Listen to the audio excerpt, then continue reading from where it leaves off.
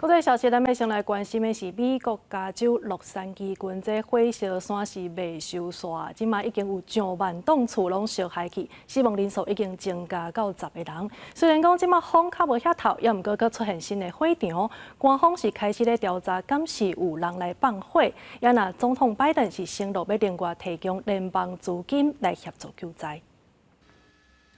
南加州野火上较严重的太平洋帕里塞斯甲伊顿两个火场，初到暗时大火也是一直炭烧。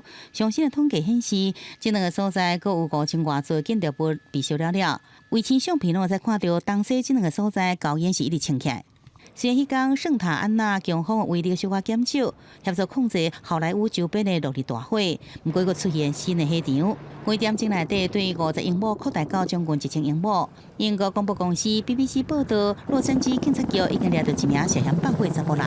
We are now actively engaged in a new brush fire.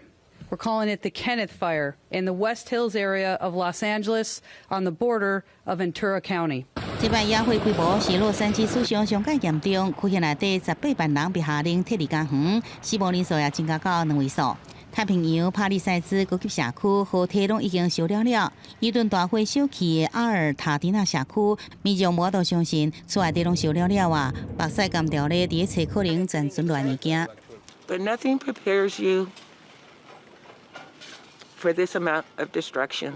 洛杉矶郡甲附近的文图拉郡各级消防队拢全力来抢救，因为当地困化已经真久啊，真欠水，加上风真透，拍火是真困难。拜登总统初到宣布，讲会提供另外的联邦资金加资源，来帮助加州轻度灾区降低危害，建立保护生命财产的做法。So today I'm announcing that the federal government will cover 100% of the cost for 180 days. 大火炭烧，予当地空气品质真歹，空气中的钼颗粒浓度达到每立方公尺40到100微克，远远超过5微克上大标准。专家警告，这对有肺病、心脏病、老人甲囡仔拢造成严重的健康风险。公视新闻是会长编译。